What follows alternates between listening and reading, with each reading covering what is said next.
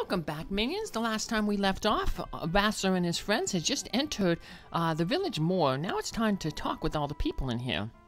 That little kid running around there said that someone's unlocked the shed. If you remember back in the second world, there was a shed to the left of the pub. Couldn't get in there because the door was locked. Well, now the door is unlocked and we can head down there. It's a little kind of a forest maze. And we can head into it and there'll be a ghost in there. And it'll offer us the choice of two different weapons. One is the Brave Blade, which is a knight exclusive sword. It's the second strongest sword in the game. But the problem is, if you run away from battle, its attack power will decrease. The second blade is the chicken knife. I believe the Brave Blade has an attack power of 150. The chicken knife starts out really, really weak. Basically, it doesn't have any attack power. But every time you run away from battle, the knife powers up to a maximum of 127.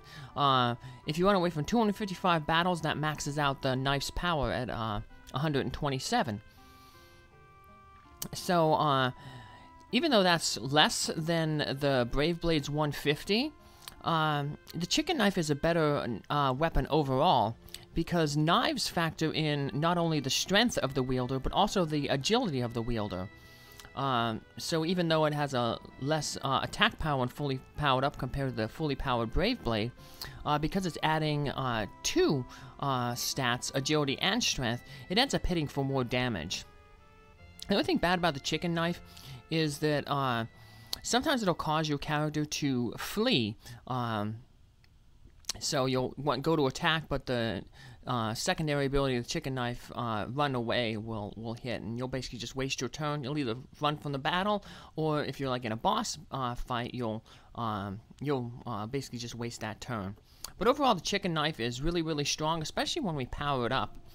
I'm going to end up powering it up later on in this episode. I'll power it up off screen. Yeah, right now you see the chicken knife. Yeah, not very strong, but we'll power it up.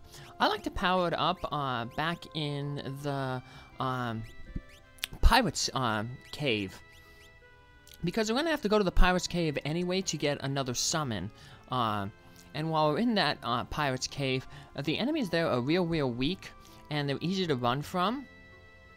So, we can run from them, and if we don't run from them, you know, if they get a preemptive attack on us, or it takes a while for whatever reason to run from them, and they hit us, they're probably not going to do a lot of damage. And even if they do a lot of damage over the course of the 255 battles we're running from them, there's that free healing spring at the beginning. So overall, other than investing some time, it's a nice, easy place to level up the chicken knife. So these people don't have too much to say. But one of the things, last time we were in this area, we went through that one cave, the J. Cole Cave up north. And remember, we climbed that wall at the end of the cave. And at the end of the cave, it just basically led to a dead end. So we just had to turn around back out of the cave. This time, though, however, when because the worlds have merged, if we climb that cave, the wall at the end of that cave, we'll end up somewhere special. So, there's that girl mentioned about Istery Falls again. That one scholar back in the Wind Shrine said that maybe one of the tablets is in a waterfall. Maybe we'll have to check out Istery Falls later. So, unfortunately, we can't visit Istery Falls yet. And we also... Oh, there's a weird castle up here. So, yeah, that's your clue to go back and go through that cave again. So... But anyway, yeah, we can't get to Istery Falls, which is, spoiler, the fourth tablet dungeon. And we also can't get to the third tablet dungeon, which is apparently an underwater volcano, because we're going to need a submarine to get to those two. But we will be able to get to the second tablet dungeon, and we'll do that a little bit later. But we have a lot of things that we want to do before we head to that tablet dungeon. Yeah, the chicken knife is going to help us out, especially once we power it up, make us much stronger. However, there's a few other things that we want to do to increase our strength and our skill before we head to that second tablet dungeon. The second tablet dungeon is a shrine touched by the wind, and we were told that that a mysterious shrine appeared at the big bridge. So, well, no, we haven't been told that yet, but we're about to be told that, because there is Ball Castle, and that was the castle that was to the west of the big bridge. So, I did a save point there real quick, because we got a tough summon coming up here that we gotta fight. So, I'm gonna get our second level 4 summon. Wait for the correct skull to appear. Hit it, and then we're on our way. Remember, this door is locked, so you have to go a little bit around there to hit this treasure chest. Ba-dunk! And that unlocks. Still same enemies in here. We have those nutkins, grouped like 3 squirrels, and then we can also have the Skull Eater, the real powerful Grace squirrel, but they're not too bad now. They no longer one-shot us, and we can take them out by throwing a shuriken at them. So, and they give 5 ability points, which is pretty good. Not necessarily good for your experience, but you know, for raising job levels. So we're almost at the end of this cave. Now we can climb up the wall, and rather than being taken us to a dead end, we end up in Ball Castle behind that locked door. So behind the locked door, we still just only have those statue enemies. Best way to deal with them is to throw gold needles at them. They automatically defeat the statues. But if we go all the way back here, we end up with another summon. This is Odin. So, unlike Odin from Final Fantasy IV, where he's weak to lightning, this version of Odin does not have a lightning weakness. However, he does have a time limit here, so he gives you 2 chances you can back out of the fight. You have to defeat him in 1 minute. Otherwise, he's going to use this Zangetsu attack, and it basically just wipes you out. However, we can wipe him out easily by using the Kettlebus summon, similar to how we did with Carbuncle. That's why I equipped Lenna with the summon ability too, so even if her summon missed, then Faris would have a second chance. So we probably have, in a minute, we'd probably get about 2 turns in with everybody, so we'd have 4 chances to turn him into stone. So, but I did make a save before I went in here just in case, because you never know, sometimes the random number generator that, you know, determines whether your thing will work or not doesn't go in your favor. So now we're able to unlock the door from the other side, but unfortunately the door will re-lock. So if we try to go back down there again, the door will be locked again. So, but there's no real reason to go back that way, because once we got the summon, well, that's all we need. And there's no reason to backtrack through the cave. You might as well just head back out through the castle. So, no random encounters this way. So, much easier to do. And these people, they found out that, obviously, that Galuf has passed away, but they're going to take care of the castle until Lady Krill comes back. And look, the Moogle is actually speaking in English, so,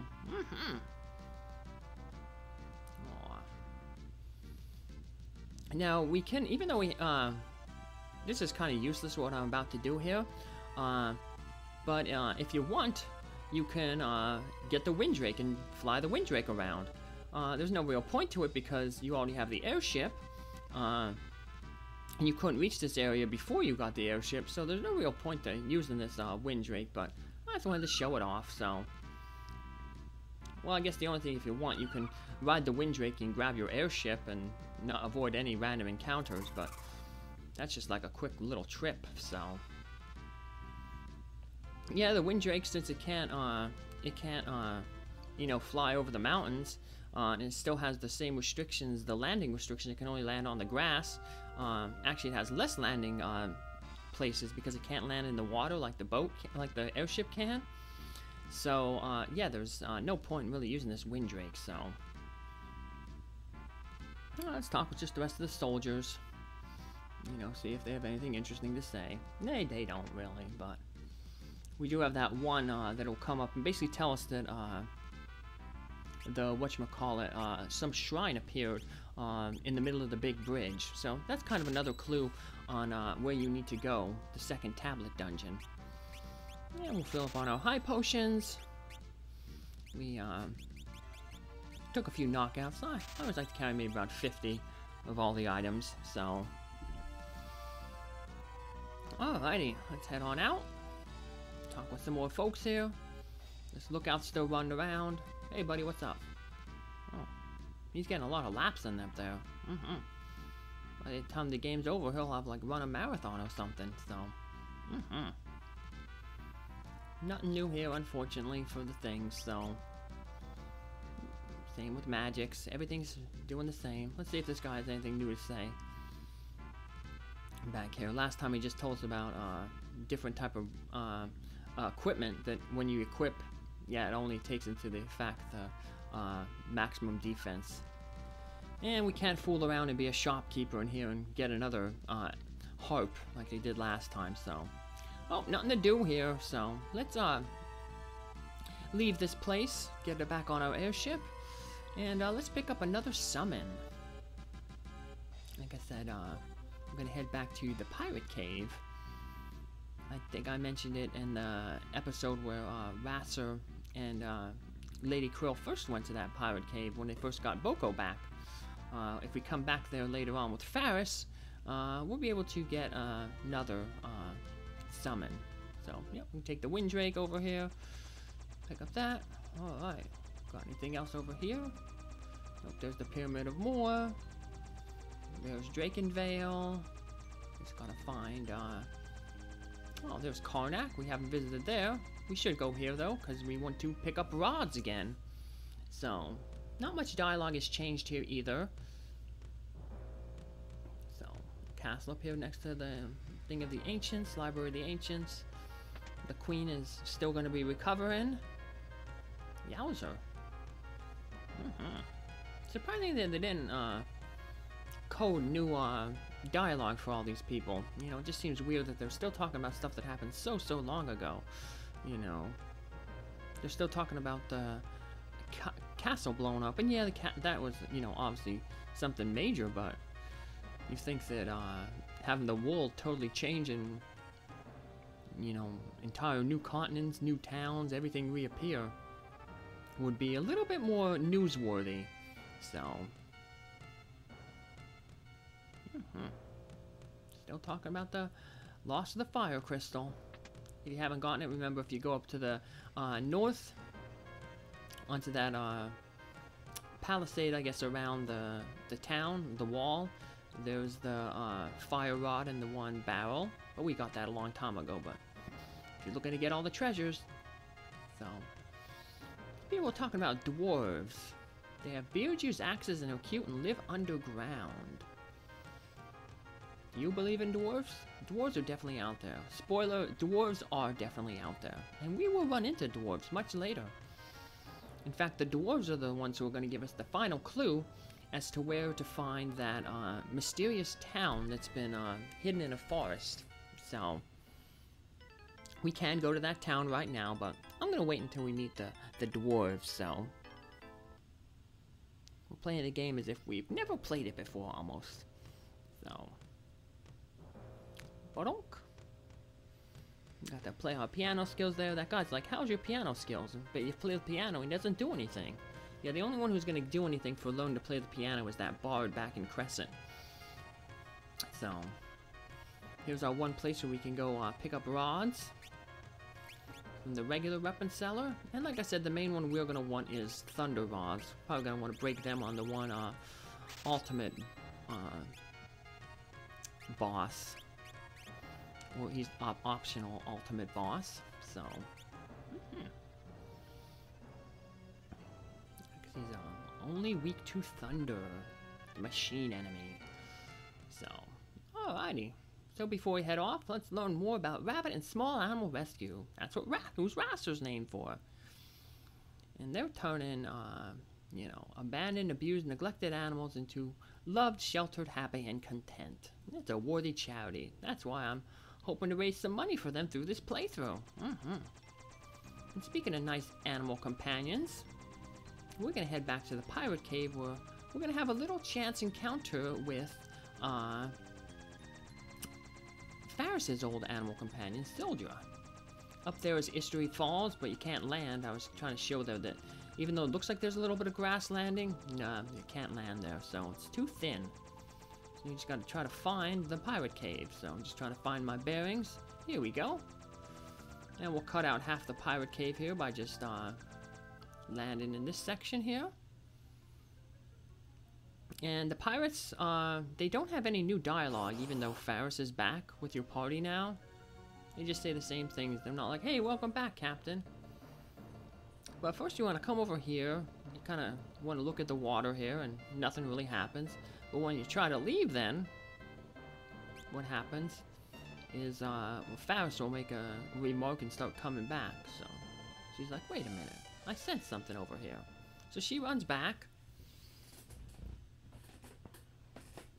And she sees like the ghost of Syldra. Hey, there she is. And everyone's like, we don't see it. So even though RASAR and Lenna can't see it, Lady Krile, who's kind of had some magical abilities, you know, she can communicate telepathically with Sage Guido, the Muggles, can speak Muggles. Yeah, she's apparently attuned to ghosts as well.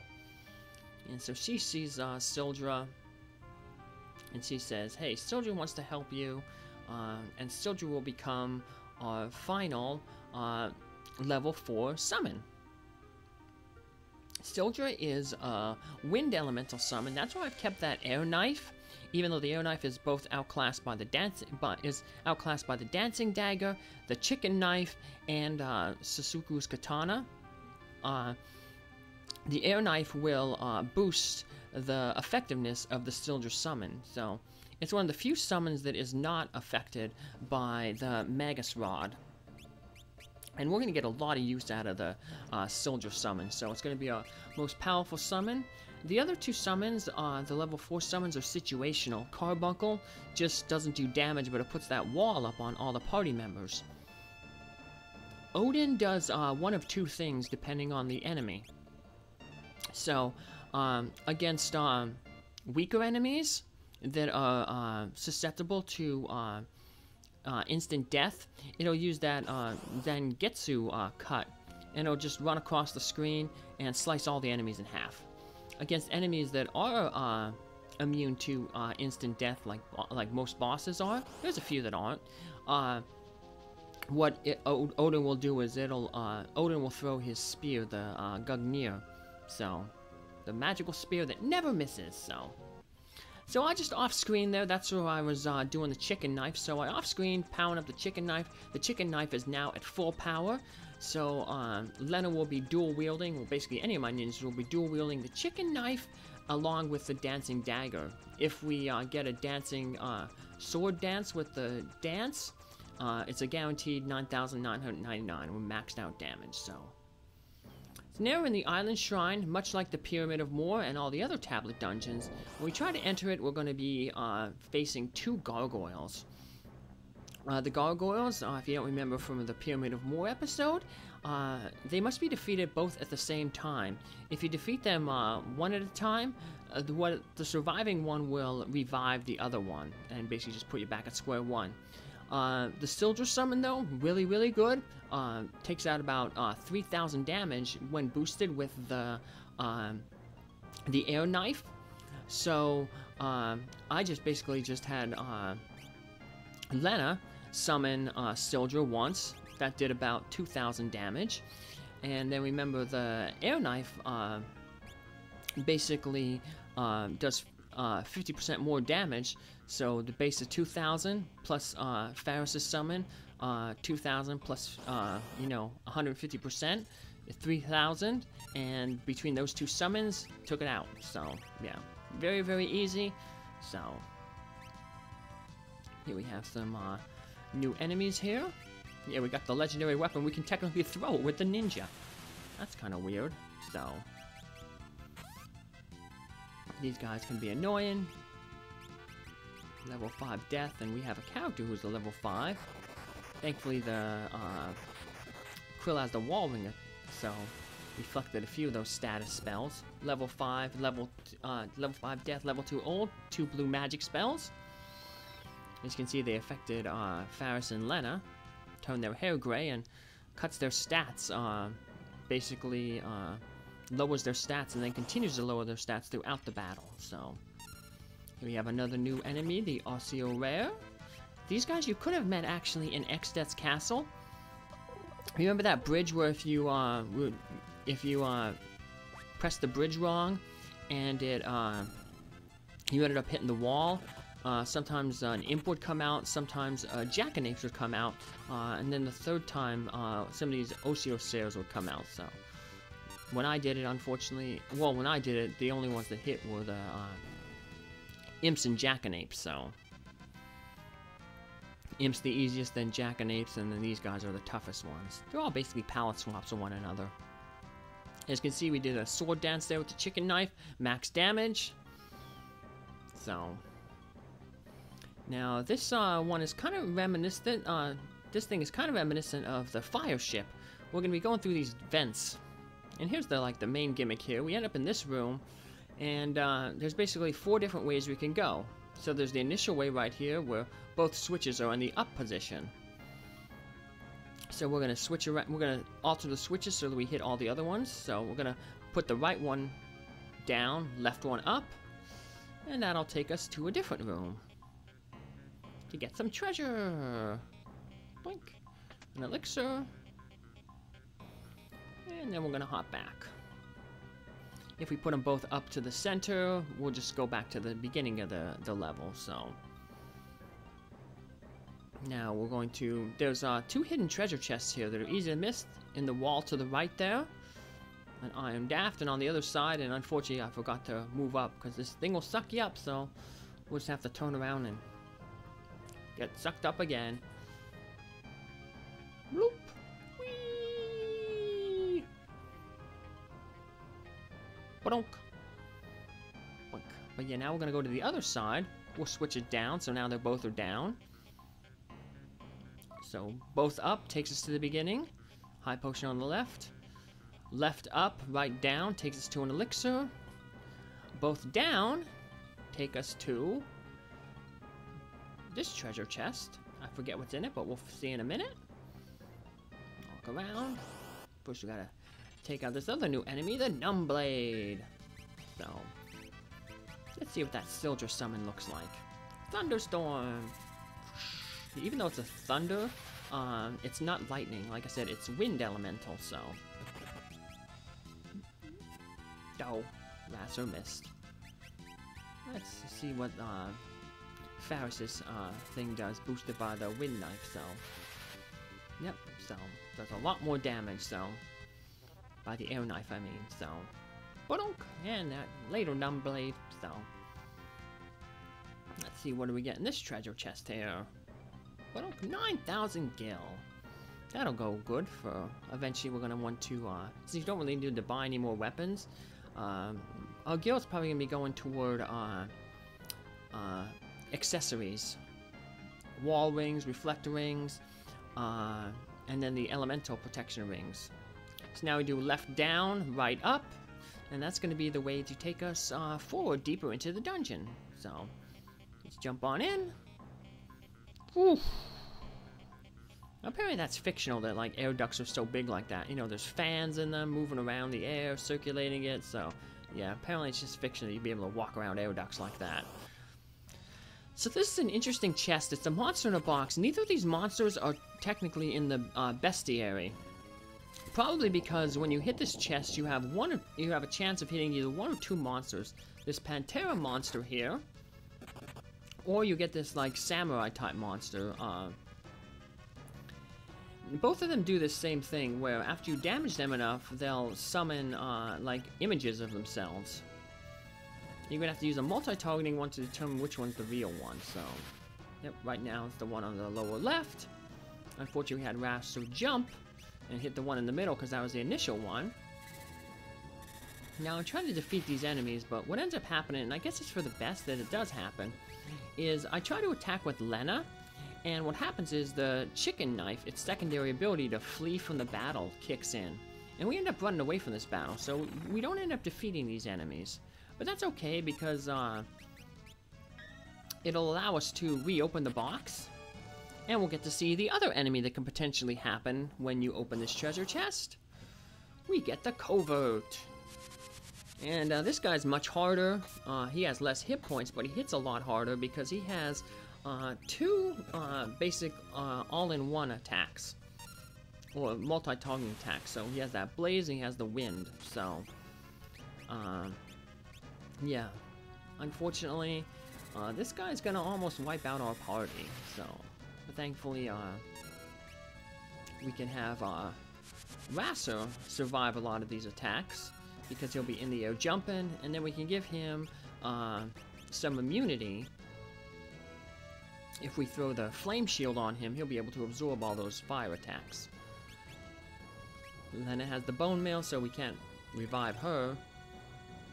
And then eventually this guy's also going to split, and when he splits, then he's going to be doing like a whole bunch of more damage.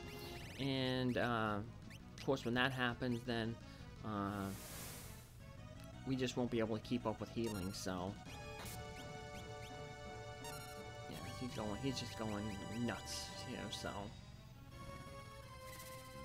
We'll end up having to take out with RASAR, but thankfully, a lot of these boss enemies, which is the reason why you can do a low-level run through this game. A lot of enemies, like bosses and special monsters like this, they don't give... They do not give experience, they just give job points. So,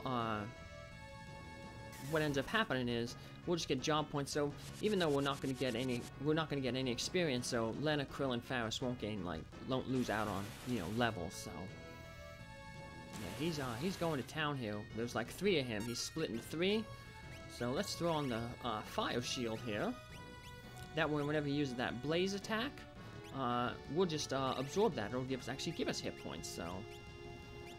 But we can't risk getting hit by a physical attack or a wind slash, so... Just do a quick heal up with a elixir there. And now we'll just jump around and take these guys out one at a time as we land. Boink. Should take only like 2 or 3 jumps, depending on if they have full hit points or not. He said they start off with 7,000 hit points, so if we did some damage to them, 2 jumps will take them out, but when they split, I think the splits come up with full hit points, so... It's probably going to take, like I said, 5 more jumps, 2 per each one remaining. Yeah, so I guess it's similar to the, you know, the dragons, the blue dragons that we saw earlier, and the red dragons from Final Fantasy IV. Hey, we managed to take them out, so that was a little quicker than I thought. And we get a rising sun. It's a boomerang type weapon for our ninja, but it's definitely outclassed by both the chicken knife and the dancing dagger. So. Too bad we can't use 2 ninjas, or else a lot of this ninja equipment would be really helpful, but we want to make sure that we walk to the very bottom there, because if we step in front of that that air vent, it's just going to suck us back up, and we're just going to have to go back through that room again, so potentially do a few random encounters, because when it deposits us in that room where there's the switches, you'd have to take like 4 or 5 steps to get back to the vent. So, got to avoid those random encounters. Thankfully, we got 2 save points in this dungeon, just like in the Pyramid of Moor. So, thankfully, though, a majority of the dungeon is finished here by this first save point. So, we should have enough time to go do a little bit more of this dungeon, get to the next save point. So, head straight up. I'm just checking out my map here because a thief and a geomancer are really good in this area because there's a bunch of hidden passages, and that we got a second guard ring there. That was guarded by one of those machine heads that we met in the pyramid. Yeah, there's a few hidden passages here that the thief will be able to see. And then on the next floor, there's a bunch of holes that you can't see, but if you have the geomancer will find the holes. So here's that Zen Tetsuken. Cut that Shadow Dancer, the other new enemy here. And if you have a thief, you can steal a bunch more dancing daggers off of it. So that'll be good for when I do my thief class run. Crystal Helm. Good upgrade there, I guess, for RASAR. Stronger defensive helm. And now we're just going to head back. And most of the enemies we've encountered here, there's a big bird enemy we got to run into later, but that appears on the later floors, so. Another ether. Usually, the way that the thing is, you want to take the long way around most of the time to avoid the holes. So there's a short way there to the right, take you to the exit, but once again, you take the short way, you end up falling down a hole. So we're going to take the long way around just to avoid the holes. So like I said, it means more potential random encounters, but you get even more random encounters if you fell down a hole and had to redo the previous floor. Now we got these coming up pretty soon here. We kind of got trap treasure chests. They're not really trap treasure chests in that they contain a monster, but usually right in front of the treasure chest is a hole. And obviously you don't want to fall down that hole, so we're going to have to collect the treasure chest basically from the sides or the backs. So, head through this door, and here we go. So, just looking, unfortunately none of the maps that I have show where the holes are, so, but I do remember that you never want to approach the treasure chests from the front. So we're going to have to work our way around them, so I'm just thinking of a plan of attack here. So you don't want to head straight up. We want to get the treasure chests from the side, and the other one over here from the rear. And here's the new enemy, the Tote Avis. Unfortunately, the chicken knife secondary ability runaway procures, so procs, so we're just gonna have to fight him on our next episode. So, but here we reach our second save point, which means that we have the boss battle coming up. So. But that's what we'll pick up next time. I'll find that Toad Avis off screen, start the next episode fighting that Toad Avis, and then we'll head deeper in here to fight the boss and get our second tablet. Thanks for following along. See you next time. Aw, look at that doggy. He looks scared. He don't look too happy. Now he looks happy. Yay! And that's thanks to great charities like Rabbit and Small Animal Rescues that help neglected animals find new loving homes. And you can help support them by making a donation. I've included a link in the video description. Thank you, take care, bye!